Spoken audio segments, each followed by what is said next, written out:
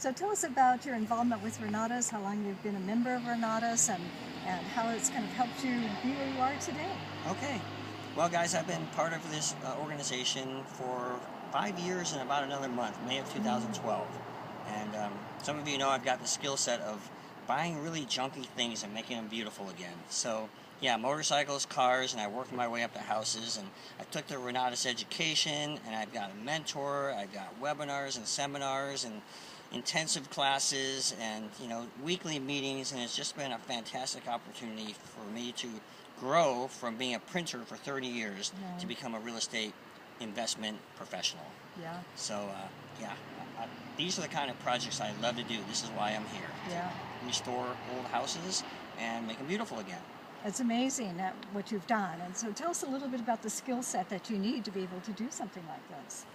Well, obviously, it helps to be a little bit creative, because you're going to look at a house that was on fire, or a house that might be really stinky, or a house that might be a hoarder house, and somehow see through all the garbage and all the ashes and see a vision of what could be. So you've got to be creative. And it helps to have some idea of construction a little bit to see how significant is the damage and what can be replaced and repaired.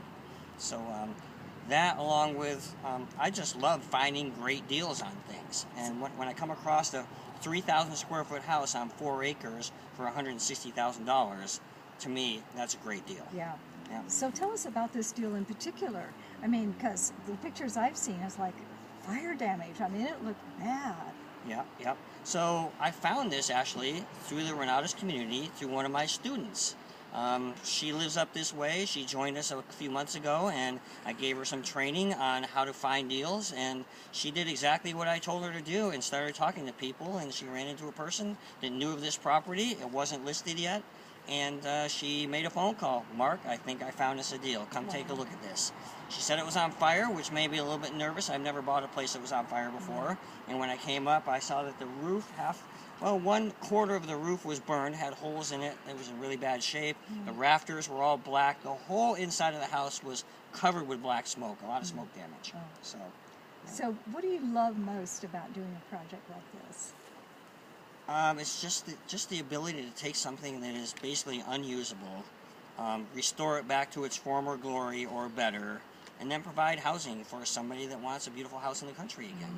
Yeah, I mean, we have a stream in the background here. You probably can't hear it, and we've got pine trees and fresh air, and it was basically a blank slate for me. When I bought this house, the real value added for me was there's a 3rd floor attic here that was 1,250 square feet. It was unfinished, blank canvas that I got to go into and decide, okay, 2 bedrooms? No, I think I'll do 3. Oh, now I need a bathroom. Oh, and now Marlena said today, Mark, you need a bar kitchen up there too. It just never ends. So it's a lot of fun. It's a lot of fun, absolutely. So what kind of advice would you give others about taking on a project like this? Well, the secret sauce of our organization is we've got help, we've got support, we have a community. Now, when I found my first property in Rancho Cordova, I called my mentor, the person that invited me to this organization, and I was in a panic because I knew I found a good deal, but I was really afraid to pull the trigger. So I called up my mentor and I said, you got to come look at this place. Is this a good deal? Can I do this? And she said, Mark, if you don't do this, I will. So I recommend the same thing. If anybody gets into a project for your first or second, make use of the community. Call your mentor, call other people, call me, call Marlena. Have an open house like I am. I've picked up so many great ideas from my students. You people coming out and sharing your ideas and creativity with me. I don't want to do this all by myself. Yeah, so that's a real advantage of having these open houses, is just getting people together and getting some new ideas. And I've had the women help me with the kitchen and coming up with the kitchen floor plan, the cabinets.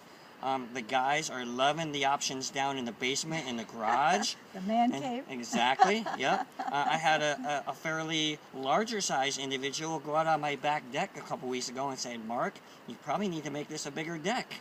A little guy like me, I would never notice these things. Yeah. So it's important to get people involved, and it's been a really great opportunity. The importance of community. Yeah. Definitely, yep. Well, I'm so glad to be part of this community too, and for Bill and myself to know people like you and be inspired and motivated, and kind of push through all our concerns, all our challenges, all our fears, and then we have someone like you leading the way. It's just so inspiring. And I can't wait to come see your open house in your open house, you guys. Thank you. So let's get this thing going. Let's get this thing going. All right. Amen. Thank you. Thank Bye-bye. you.